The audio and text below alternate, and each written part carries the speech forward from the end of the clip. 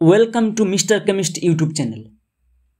আজকে আমরা পড়ব ক্লাস 11-এর প্রথম chapter some basic concepts of কেমিস্ট্রির সেকেন্ড লেকচার। আজকে আমরা মূলত পড়ব লজ অফ কেমিক্যাল কম্বিনেশন অর্থাৎ রাসায়নিক সংযোগ সূত্র। সাধারণত কেমিস্ট্রিতে কী নিয়ে আলোচনা করা হয়? কেমিস্ট্রিতে বিক্রিয়া নিয়ে আলোচনা করা হয়। বিক্রিয়া মানে হচ্ছে কম্বিনেশন। সাধারণত দুই বা তার বেশি এলিমেন্ট যখন কম্বিনেশন করে নিজেদের মধ্যে তখন কি ফরমেশন হয়? তখন কম্পাউন্ড ফরমেশন হয়। অর্থাৎ যখন দুটি বা তার বেশি এলিমেন্ট একে অপরের সঙ্গে যুক্ত হয় তখন যৌগ তৈরি হয়। এরপরে আমি যে বলছি কম্বিনেশন, এই কম্বিনেশনটা বিভিন্নভাবে হতে পারে। এই কম্বিনেশনটা কিভাবে হচ্ছে এটা জানার জন্য আমাকে মূলত 6টা সূত্র নিয়ে পড়াশোনা করতে হবে। আজকে আমরা ওই 6টা সূত্র নিয়ে পড়ব। শুরু করব law of conservation of mass অর্থাৎ ভরের নিত্যতা সূত্র দিয়ে।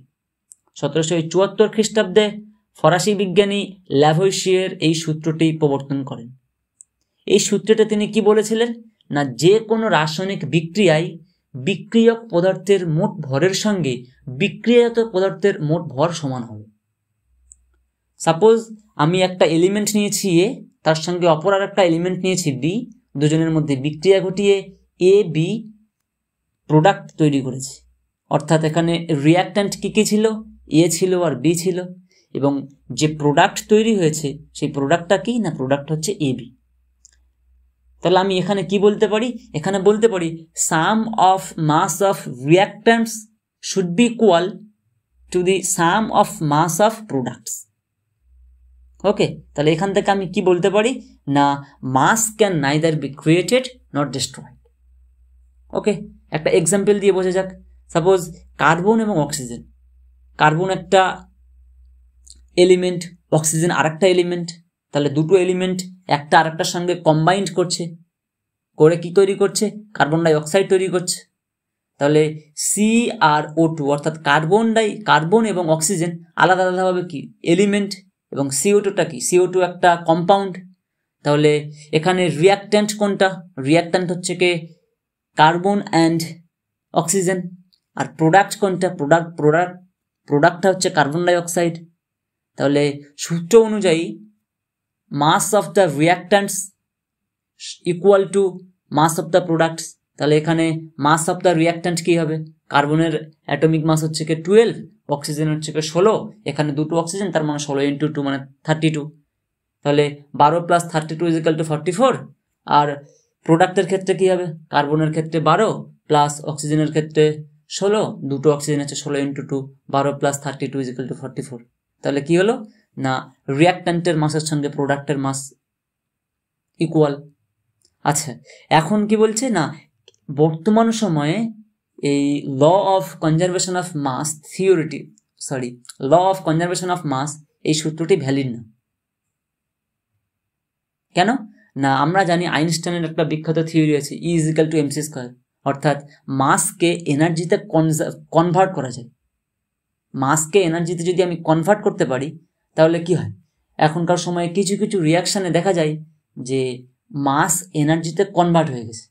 সেক্ষেত্রে কি হবে? সেক্ষেত্রে রিয়াক্ট্যান্টের মাস আর প্রোডাক্টের মাস কখনো ইকুয়াল হবে না। কারণ কি? কারণ রিয়াক্ট্যান্টের মাস যা ছিল তার থেকে প্রোডাক্ট ফরমেশন হওয়ার সময় কিছুটা মাস এনার্জি হিসাবে রিলিজ হয়েছে। তাহলে অলওয়েজ প্রোডাক্টের মাস সবসময় কম হবে রিয়াক্ট্যান্টের মাসের থেকে। এখন আমরা পড়ব দ্বিতীয় সূত্র ল অফ ডেফিনাইট প্রপোর্শন অর্থাৎ স্থিরানুপাত সূত্র। এটি 1799 খ্রিস্টাব্দে ফরাসি বিজ্ঞানী প্রাউস্ট প্রবর্তন করেন।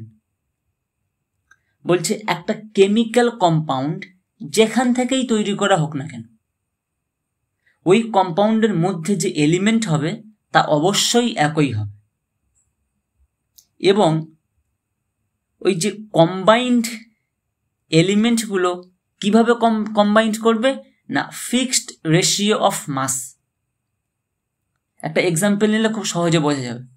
যেমন কি, আমি জল নিলাম, একটা বিকারে সমুদ্রের জল নিলাম, আরেকটা বিকারে বৃষ্টির জল নিলাম, আর একটা বিকারে পুকুরের জল নিলাম। আমরা কি জানি প্রত্যেকটা জলেরই সংকেত একই, অর্থাৎ H2O, অর্থাৎ প্রত্যেকটা জল হাইড্রোজেন এবং অক্সিজেন এই দুটো এলিমেন্ট দিয়ে তৈরি হয়। এবার দেখো হাইড্রোজেনের অ্যাটমিক মাস কত? 1। H2O অর্থাৎ দুটো হাইড্রোজেন আছে, অর্থাৎ হাইড্রোজেন এখানে অ্যাটমিক ওয়েট হচ্ছে 1 × 2 অর্থাৎ 2, এবং অক্সিজেনের অ্যাটমিক মাস হচ্ছে 16। অর্থাৎ আমি যদি সমুদ্রের জল নিই সেখানেও হাইড্রোজেন ইস্টু অক্সিজেনের অ্যাটমিক মাস হবে 2:16। যদি বৃষ্টির জল নিই সেখানেও হবে 2:16। যদি পুকুরের জল নিই সেখানেও হবে 2:16। অর্থাৎ এদের রেশিওটা কত হচ্ছে না, রেশিও হচ্ছে 1:8, 1:8, 1:8। ওকে।